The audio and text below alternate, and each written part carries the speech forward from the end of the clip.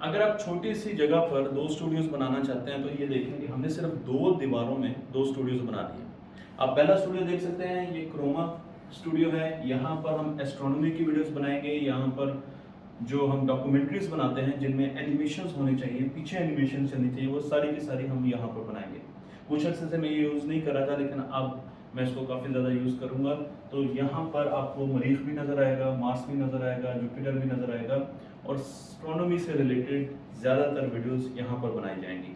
लेकिन उसके साथ साथ हमने एक डार्क थीम स्टूडियो भी बनाया है। बहुत से लोग कहते हैं कि इस थीम में लाइट कुछ कम है, तो क्योंकि उसकी वजह यह है कि है ही डार्क थीम, इसलिए हमने इसे थोड़ा सा नियॉन लाइट्स के साथ इम्प्रूव किया है, और ऐसा ऐसा आपको यहाँ पर बैकग्राउंड और भी ज़्यादा इम्प्रूव होता हुआ नज़र आएगा। तो यहाँ पर हम लर्निंग से रिलेटेड और टेक्नोलॉजी से रिलेटेड वीडियोस डाला करेंगे, मिक्स भी किया करेंगे।